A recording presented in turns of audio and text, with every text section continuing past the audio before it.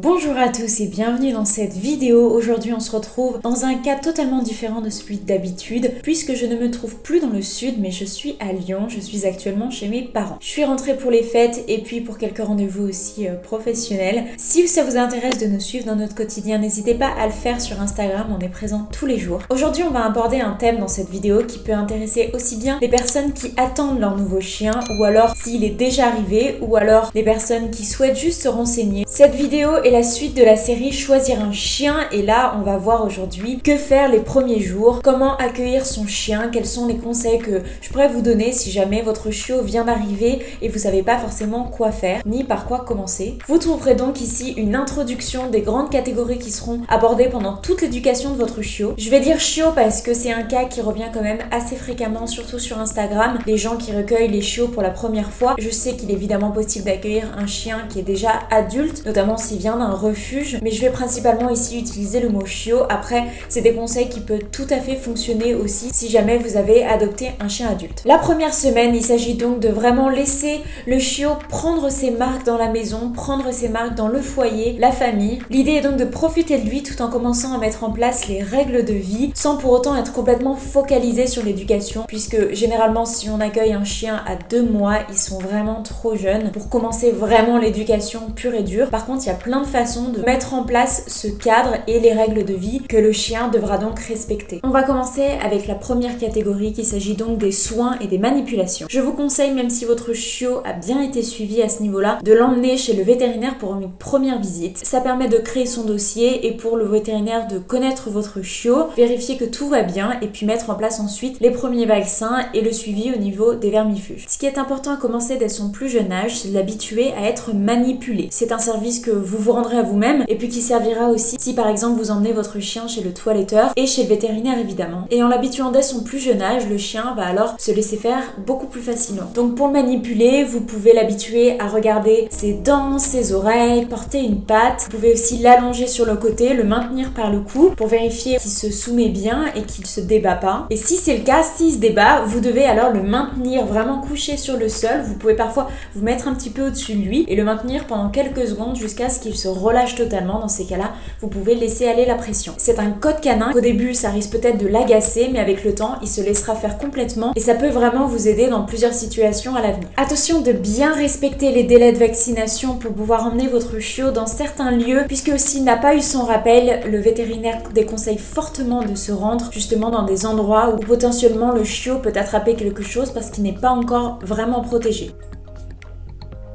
D'une manière générale, le chien, pour être heureux et équilibré, il a besoin de connaître sa place dans sa meute, dans sa famille. C'est quelque chose que les chiens font très régulièrement entre eux et sa mère l'habitue dès le début. Ça ne veut en aucun dire que ça vous donne tous les droits et que votre chien doit être soumis à tout moment, mais c'est vraiment une façon de lui dire voilà, ta place est là, tu as le droit de t'épanouir dans ce cadre, évidemment, il faut lui laisser vraiment tout l'espace pour son développement personnel, mais il y a des règles de vie, de la même façon qu'il y en a pour nos enfants et dans la société en général. Il faut définir ce cadre de vie, les chiens en ont besoin, on le sous-estime trop et je trouve que c'est vraiment important de le rappeler et ça vous pouvez le faire dès le début. Il faut vraiment s'inspirer des règles de vie qui ont été instaurées par la mère pour les traduire en langage humain pour que le chien puisse les imprégner, pour aider le chien à faire la transition entre vie de portée et vie avec des humains. Concernant la vie du quotidien, dès que votre chien arrive à la maison, vous pouvez lui présenter son coin à lui, donc son panier, son lit, son jouet ou la cage si vous en avez choisi une. Vous pouvez apprendre à votre chiot son nom. Le plus simple est que souvent quand vous avez une interaction avec lui ou quand il vient vers vous, vous pouvez l'appeler par son nom et au fur et à mesure du temps, il va vraiment le comprendre et se reconnaître. Je sais que c'est hyper tentant, surtout quand on a un bébé chien qui arrive à la maison, de ne pas trop non plus être sur lui à 100%, surtout si vous avez des enfants. C'est important en fait de lui laisser aussi son espace et de ne pas lui accorder toute votre attention. Il y a un potentiel risque après que ça en fasse un chien un petit peu capricieux qui dès qu'on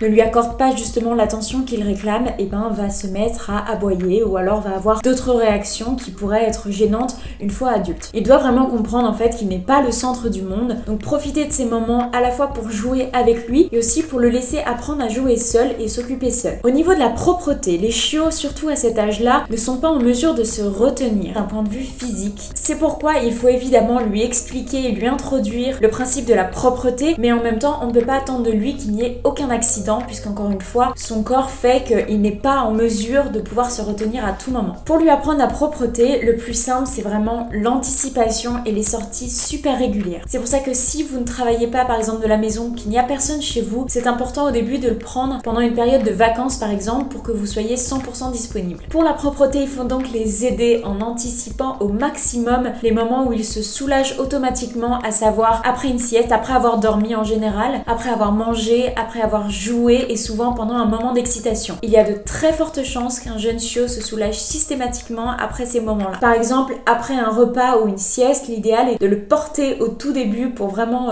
le forcer à se retenir et l'emmener directement à l'extérieur. C'est super important de bien le féliciter quand il fait à l'extérieur, quitte à en faire 10 fois trop. Il faut vraiment pas avoir peur du ridicule. Vous pouvez aussi lui apprendre à faire ses besoins sur demande. Pour ça, c'est tout simple. Dès qu'il fait pipi, vous lui dites pipi, c'est bien, bravo, pipi. Et avec le temps, il va finir par associer le mot à l'action. Et aujourd'hui, comme par exemple avec mon chien, dès que je lui dis pipi, si j'ai besoin qu'il se soulage rapidement, il le fait directement. Pour l'éducation, c'est encore vraiment tôt. L'idée, c'est vraiment plutôt d'introduire les ordres de base de façon un peu ludique. Et de la même façon que pour les besoins, ce que vous pouvez faire, c'est commencer à ancrer les mots. Par exemple, si votre chiot s'assoit naturellement, vous lui dites bravo, assis en répétant son nom. Pareil, si votre chien court vers vous, vous lui dites viens ou au pied c'est bien. Vous le félicitez encore. Avec les chiots, il faut toujours être vraiment dans l'exagération. Ils adorent ça. Si votre chiot vous mord, il est important de ne pas l'empêcher de le faire. Je vais vous expliquer pourquoi. Il est essentiel que tout chiot apprenne l'inhibition de la morsure. L'inhibition de la morsure, c'est quoi? C'est de lui apprendre à contrôler la puissance de sa mâchoire. Parce que s'il ne l'apprend pas, si par malheur un jour il venait à mordre une fois adulte, il serait incapable de contrôler la force de sa mâchoire. Au début, pour les chiots, mordiller, c'est vraiment une façon de communiquer. Quand on les voit dans la portée, ils sont en train de jouer de cette manière-là, ils se tirent les oreilles. Je pense qu'on a tous vu, soit en vrai, soit des vidéos de chiots qui jouent. Et au bout d'un moment, si un chiot mord et fait mal à l'autre, celui qui se fait mordre va pousser un petit cri aigu. Ça va surprendre le deuxième chiot qui va comprendre que ça lui fait mal et qu'il faut qu'il s'arrête là et donc va se reculer et arrêter de jouer. Je conseille fortement donc de reprendre cette technique si par exemple votre chiot venait à vous mordre les doigts, surtout ne pas les jeter en l'air puisqu'il va croire que c'est une façon de jouer. Ce que vous pouvez faire, c'est juste pousser des petits cris bien aigus qui pourraient ressembler à un cri de chiot et il y a de fortes chances que votre chiot comprenne, du coup se recule et s'arrête de mordre. Si vraiment il ne comprend pas, il y a une autre technique aussi, pareil, vous pouvez imiter une autre petite dent de chiot où vous lui pincez légèrement l'oreille avec vos doigts. Il risque de pousser un petit cri, mais c'est aussi une façon de lui faire comprendre que voilà, ça fait mal et quand on crie, il faut s'arrêter. Avec le temps, il va comprendre, il y a toujours une phase qui est vraiment pas drôle, donc courage si vous êtes là-dedans. Une fois que votre chiot s'est calmé et arrêté de mordiller, vous pouvez lui donner un autre jouet qu'il a l'autorisation de mordiller de façon illimitée. Pour la laisse et le collier, vous pouvez les introduire de manière progressive. Si au début il a du mal à les supporter, vous lui mettez quelques instants, puis quelques minutes, puis quelques heures et avec le temps ça va devenir complètement naturel. De la même façon, vous pouvez l'habituer à la laisse en l'accrochant et en le laissant balader avec la laisse dans la maison par exemple. Toujours dans un esprit d'introduire l'éducation, vous pouvez lui montrer un peu la marche en laisse en attachant la laisse à votre ceinture par exemple et en marchant avec lui dans la maison. Ça risque de l'amuser, il va vous suivre, vous pouvez lui dire c'est bien, viens, lui faire comprendre que c'est ce que vous attendez de lui quand il marche en laisse et encore une fois avec le temps et avec du travail, ensuite il va pouvoir marcher en laisse de manière totalement détendue. Vous pouvez commencer à faire ça en intérieur et puis petit à petit en extérieur si vous avez un jardin ou un parc à proximité. Pour les jeux, il est important de laisser jouer son chiot sous certaines conditions, c'est-à-dire toujours utiliser un jouet, n'utilisez pas vos mains puisqu'encore une fois il comprendrait pas pourquoi il n'a pas le droit de les mordiller et dès que l'excitation devient un petit peu trop intense, faut tout de suite calmer le jeu pour éviter que son chien monte trop en pression et puis fasse une bêtise, morde un peu trop fort. Généralement il y a toujours un petit déclic, on le voit et l'idéal c'est de s'arrêter avant. Ce que vous pouvez faire quand vous jouez par exemple, c'est de lui donner un jouet, jouer 10-30 secondes si votre chiot a l'habitude de tout de suite s'exciter, puis enlever le jouet, attendre qu'il se détende et puis le redonner le jouet et avec le temps il va apprendre qu'en fait on joue que quand on est calme et détendu. Pour les repas, ils doivent être au nombre de 3 par jour pendant environ 6 mois. C'est ce que je conseille la majorité du temps. C'est évidemment à confirmer avec votre vétérinaire. Si vous ne souhaitez pas continuer à donner les mêmes croquettes ou la même nourriture que là où vous l'avez récupéré, je vous conseille de demander un petit peu de nourriture qu'il avait l'habitude de manger avant et faire une transition progressive sur plusieurs jours en mélangeant les croquettes petit à petit. Comme ça, il sera pas perturbé. La croissance des chiens et en particulier des gros chiens est un moment très délicat et très important et qui va déterminer ensuite la santé du chien. Il est donc important de lui donner de l'alimentation de qualité qualité. Ce que vous pouvez faire pour que votre chien avec le temps ne se jette pas sur la nourriture, c'est le maintenir en position assise devant sa gamelle. Au début vraiment quelques secondes, et dès que le chiot s'arrête de bouger, hop, vous lâchez, vous le détendez, vous lâchez le collier par exemple et vous lui dites un mot. J'ai choisi bon appétit avec mon chien. Donc maintenant dès que je lui donne son repas, il doit s'asseoir, pas bouger. Il n'a l'autorisation de manger que quand je lui dis bon appétit. Ça évite encore une fois que votre chien se jette dessus et c'est toujours dans cette idée de lui donner un cadre. Ce que vous pouvez faire au début par exemple, c'est de temps en temps pendant qu'il mange, lui prendre sa gamelle. Surtout si vous avez un chien adulte, je vous conseille de le faire de manière très prudente. Et avec un chiot, vous pouvez dès le début prendre de temps en temps sa gamelle pendant qu'il est en train de manger, faire comme si vous deviez vous balader ou la déplacer, parfois même faire semblant de manger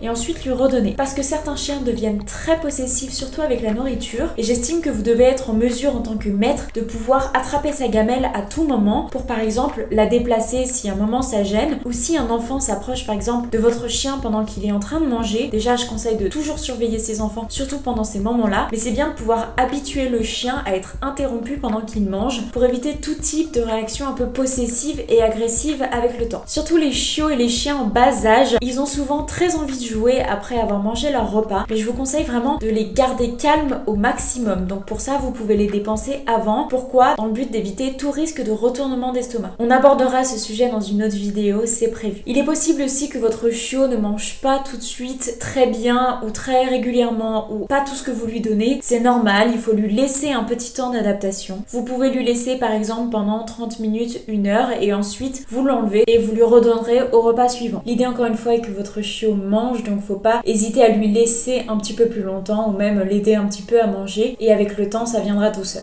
D'une manière générale, pour cette première semaine, l'idée c'est vraiment de laisser au chiot le temps de prendre ses marques, d'apprendre à vous connaître, que vous puissiez aussi apprendre à le connaître. Comme je vous disais tout à l'heure, bien lui laisser aussi son espace personnel, bien lui laisser du temps, qu'il ne soit pas constamment stimulé, surtout si vous avez des enfants. Je sais que c'est tentant, mais avec le temps, ça en fera un chien beaucoup plus indépendant et détendu. C'est tout pour cette petite vidéo, j'espère qu'elle vous aura plu. N'hésitez pas à me dire si cette petite série vous intéresse et si vous voulez que je continue pour voir les 2, 3, 4 semaines qui suivent, premier, deuxième mois, etc.